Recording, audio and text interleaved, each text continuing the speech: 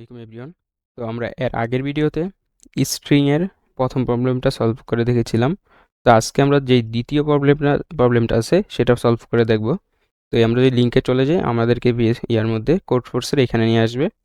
প্রবলেমটার নাম হলো প্যানিলড্রম। আমরা আগেও কিন্তু অ্যারের মধ্যে এরকম একটা প্রবলেম সলভ করেছি। আজকাল আমরা স্ট্রিংয়ের মধ্যে এরকম একটা প্রবলেম সলভ করব। তো এখানে আপনাকে বলছে যে স্ট্রিং নাম্বার দেওয়া হবে এবং এটা পেনিলড্রম কিনা নাকি পেনিলড্রম না এটা প্রিন্ট করে দেখাতে হবে। পেনিলড্রম জিনিসটা কি, এটা যদি কেউ না বুঝে থাকেন এবং বেসিক কীভাবে আমরা কোডটা লিখি এই জিনিসটি অ্যারের মধ্যে খুব ভালোভাবে বোঝানো হয়েছে, আপনি সেই ভিডিওটা দেখে আসবেন।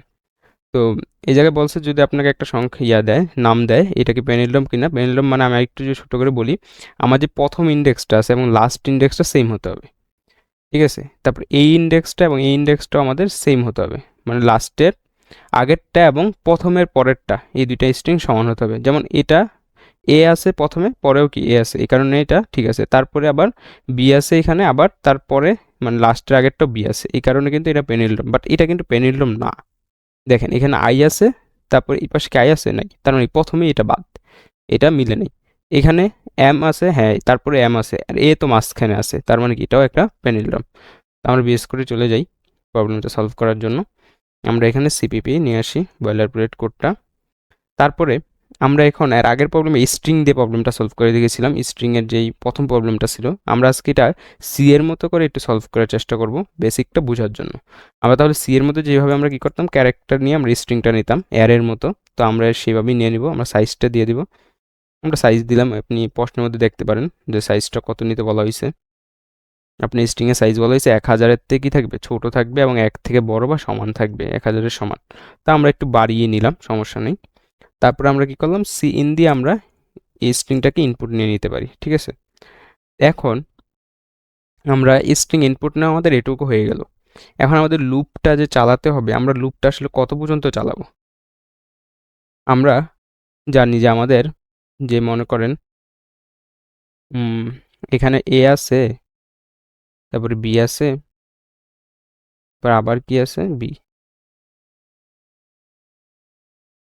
এরপরে আছে এ। এই যে প্রথম আমরা যদি এখানে একটা আই পয়েন্টার রাখি, আমাদের এখানে কিন্তু একটা জে পয়েন্টার রাখতে হয়। এই দুইটা যদি আমরা দেখি সেম আছে, তাহলে আমরা আই পয়েন্টারটাকে এখানে আনি এবং জে পয়েন্টারটাকে এখানে নিয়ে যাই, ঠিক আছে। যখন আমরা দেখি আই পয়েন্টারটা এখানে চলে আসছে এবং আমাদের জে পয়েন্টারটা এখানে চলে যাবে, তার মানে কি আমাদের পুরাটা লুপ চেক করা শেষ। তখন আমরা বলে দিই যে আমাদের এই পর্যন্ত কন্ডিশন চেক করতে হবে। মানে কি, আমাদের এই জায়গায় প্রথম ইন্ডেক্স ছিল, তারপরে এটা ছিল 1 নাম্বার, এটা ছিল আমার 2 নাম্বার, এটা ছিল আমার 3 নাম্বার ইন্ডেক্স। যখন জি এর মানটা আই এর থেকে কী হয়ে যেতেছে, ছোট হয়ে যেতেছে, তখন আমাদের লুপটা থেমে যাবে। জে এর মান আই এর থেকে যখন ইন্ডেক্স নাম্বার ছোট হয়ে যেতেছে, জে এর মান 1 হয়ে যেতেছে আর আই এর মান 2 হয়ে যেতেছে, মানে কি আই এর মানটা বড় হইতেছে, জে এর মানটা ছোট হইতেছে, তখন আমাদের লুপটা থেমে যাবে। তো আমরা এই কোডটা লিখবো। তো আমরা লিখবো ফর ইন্ট আই এর মান কত থেকে শুরু হবে, 0 থেকে, আই ইকুয়াল 0, এবং তার সাথে সাথে আমরা এখানে জে এর মানটা কোথা থেকে শুরু করব, জে এর মানটা আমাদের ইন্ডেক্সের আগের ঘর থেকে শুরু করতে হবে, আমাদের ইন্ডেক্সের আগের ঘর। বাট আমরা কি জানি আমাদের সাইজটা কত, যেই ইন্ডেক্স আমাদের সাইজটা দেওয়া হবে সেটা কত হবে, আমরা কি এটা জানি? আমরা কিন্তু সেটা জানি না, আমরা শুধু এটুকু জানি যে 1000-এর মধ্যে দেওয়া হবে। তার মানে কি আমাদের স্ট্রিংয়ের সাইজটা ক্যালকুলেট করতে হবে। এইটা করার আগে তো আমরা সাইজটা ক্যালকুলেট করি। সাইজ ক্যালকুলেটের জন্য আমরা কি করবো, আরেকটা লুপ চালাবো। আমরা আই ইকুয়াল 0 ধরে নিই। আই এর মানটা কত পর্যন্ত চলবে, এখানে আমরা আসলে কন্ডিশনটা এইভাবে লিখতে হবে, এস এর ভিতর আই, এটা চলবে নট ইকুয়াল 0 পর্যন্ত। নট ইকুয়াল 0 না, নট ইকুয়াল হলো নাল পর্যন্ত। আমরা জানি স্ট্রিংয়ের সর্বশেষে, ঠিক আছে, এটা আপনাদের সি এর ভিডিওতে বোঝানো হয়েছে এবং মানে স্ট্রিংয়ের ভিডিওতে আমি বুঝিয়েছিলাম যে আমাদের স্ট্রিংয়ের সবার লাস্টে, যে স্ট্রিং একটা নাম্বার, এর লাস্টে একটা নাল থাকে, এই নালের মাধ্যমে বোঝা যায় স্ট্রিংটা যে শেষ। তো আমরা এখানে এই কন্ডিশনটাই দিলাম যে এস এর মান যখন যে দেখবে স্ট্রিংয়ে 0 পেয়ে যেতেছে, তখন কিন্তু লুপটা থেমে যাবে। তারপর আমরা আই এর মানটা এক এক করে বাড়াবো। তার সাথে সাথে আমরা এখানে বাইরে একটা কাউন্ট নামে একটা ভেরিয়েবল নিব, যে আমাদের স্ট্রিংটা এই লুপটা চলতে চলতে কত পর্যন্ত হয় এটা চেক করার জন্য। কাউন্ট আমরা প্রথমে 0 দিয়ে দিলাম। তো আমরা ভিতরে কি করব, এই জায়গায় কাউন্টটা আমরা এক ব্যাগ বাড়িয়ে দেব এক প্রতিবার, কাউন্ট প্লাস প্লাস। তাহলে আমাদের কাউন্ট কি চেক করা হয়ে গেল। তারপরে আমরা এখানে কি বলতে পারবো, তাহলে কাউন্ট বা কাউন্ট -1 যে ইকুয়াল হবে কাউন্ট, মানে আমাদের যত কাউন্ট করবে তার আগ পর্যন্ত যে কি হবে, এটা থেমে যাবে লুপটা। তারপরে এখানে আমাদের আই এর মানটা কত পর্যন্ত চলবে, যে পর্যন্ত, যতক্ষণ জের থেকে ছোট আছে ততক্ষণ পর্যন্ত চলবে। যারা এই জিনিসগুলো বুঝতেছেন না তারা অবশ্যই অ্যারের যে প্যানেলডম প্রবলেমটা আছে সেটা দেখে আসবেন। তারপরে আই এর মান কত হবে, যে পর্যন্ত বাড়বে এক এক করে বাড়বে, আর জে এর মানটা এক এক করে কমতে থাকবে। তো লুপের ভিতরে এখন কি চেক করবো আমরা, ইফ দিয়ে আমরা চেক করবো যে আমাদের কি যেই প্রথম আই এর ইন্ডেক্সের ভ্যালুটা এবং শেষের ইন্ডেক্সের ভ্যালুটা সেম কিনা, S I not equal S I J. যদি সেম না হয় তাহলে আমরা ডিরেক্ট বলে দিতে পারবো না যে এটা প্যানেলডম না। আমরা কি করতে পারবো, ডিরেক্ট সি আউট দিয়ে প্রিন্ট করে ফেলতে পারবো যে এটা প্যানেলডম না, ইএন ডিএল।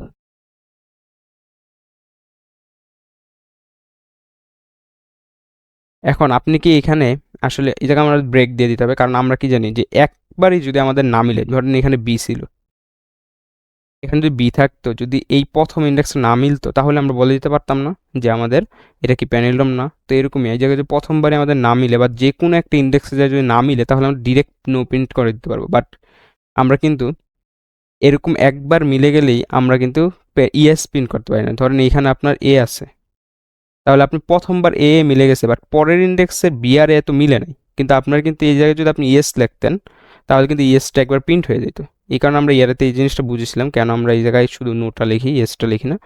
এই কারণে আমরা একটা কী করি, ফ্ল্যাগ ভেরিয়েবল নিই। আসলে এই ইফের শর্তটা কি আমাদের মানে লুপের ভিতরে চলছিল কিনা এটা বোঝার জন্য আমরা এখানে একটা ফ্ল্যাগ ভেরিয়েবল নিব, এফ এল এ জি। ফ্ল্যাগ ইকুয়াল কত, 0 নিতে পারি আমরা। এবং যদি ফ্ল্যাগের মানটা চেঞ্জ হয়, যদি এই লুপটা আসলেই চলে, তাহলে আমরা কি করতে পারি, ফ্ল্যাগের মানটা এক বাড়িয়ে দিতে পারি, ফ্ল্যাগ ইকুয়াল 1 করে দিতে পারি আমরা ফ্ল্যাগের মানটা। তাহলে আমরা এই লুপটা, আমরা তো জানি কি একবার যদি আমাদের না মিলে তখন নো প্রিন্ট করবে, তাহলে তার লুপ আর চলার দরকার নেই। তো আমরা এখানে একটা ব্রেক প্রিন্ট করে দিতে পারি, যে একবার না চললেই যখন নো প্রিন্ট করে ফেলবে তখন এই লুপটা চলাও বন্ধ হয়ে যাবে। আর যদি এখানে লুপের মাধ্যমে এই ফ্ল্যাগটা 1 না হয় তাহলে আমরা বুঝে যাব যে এই নোটাও কি হয় নাই, তার মানে কি অ্যারেটা বাকি যে কন্ডিশন আছে পেয়ে নিলাম। তাহলে আমরা এটা দিয়ে এই ফ্ল্যাগের মাধ্যমে কন্ডিশনটা চেক করবো বাইরে, যে ইফ যে ফ্ল্যাগের মানটা কি 1 কিনা, ফ্ল্যাগ ইকুয়াল 0। যদি ফ্ল্যাগের মানটা 0ই থেকে যায়, মানে কি ফ্ল্যাগের মানটা 1 হয় নাই, তার মানে আমরা কি প্রিন্ট করে দিতে পারবো, ইয়েস প্রিন্ট করে দিতে পারবো যে লুপের ভিতরে আমার মানটা কি হয় নাই, চলে নাই, yes EN DL new line. এখন যদি আমরা কোডটা রান দিই তাহলে দেখবেন ইনশাল্লাহ মিলে যাবে।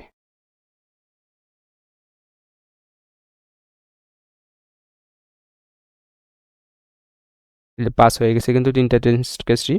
এখন কথা হলো এই জায়গায় জিনিসটা আসলে আমরা একটু ছোট করতে পারি কোডটা, এই কোডটা আমরা আরেকটু ছোট করতে পারি। আমরা আসলে এই জায়গায় হিসাবটা না করলেও পারি।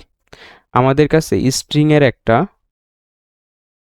বিল্ডিং ফাংশন বানানো আছে, যেগুলো আমি আপনাদের স্ট্রিং ভিডিওতে দেখিয়েছিলাম, যে আমরা এই জায়গায় ইউজ করতে পারি str লেন্থ। এটা ইউজ করে যদি আমরা এটার ভিতরে এস দিয়ে দিই, এটা আসলে আমাদের ক্যালকুলেট করে বলে দেয় যে আমাদের আসলে সাইজটা কত হবে। ঠিক আছে, এই str লেন্থ আমাদের এই স্ট্রিংয়ের সাইজটা কত হবে এই জিনিসটা বলে দেয়। এটা আমরা কাউন্টের ভিতরে রাখলাম আর বাকি সব কোড সেম থাকবে। এখন যদি আমরা রান দিই তাও দেখবেন আমাদের লুপটা, আমাদের যেই টেস্ট কেসগুলো রান হয়ে যাবে, যে পাস হয়ে গেছে। তো এটা আপনারা কোড ফোর্সে সাবমিট দিয়ে দেখবেন। আমি সাবমিট দিয়ে দেখি। আমি যে রাতের বেলা ভিডিওটা করতেছি, সাবমিট নিতে সমস্যাও হতে পারে। এই সময় কন্টেস্ট চলে মাঝে মাঝে, 8টা 22 বাজে, 8:30টার দিকে কন্টেস্ট হয়, তখন অনেক জ্যাম পড়ে যায়। তো আপনারা চেষ্টা করবেন দিনের বেলা এইসব প্রবলেমগুলো নিয়ে একটু ঘাটাঘাটি বেশি করার, বা কন্টেস্টগুলোতে অংশগ্রহণ করার, ডিভিশন 4-এ সাবমিট।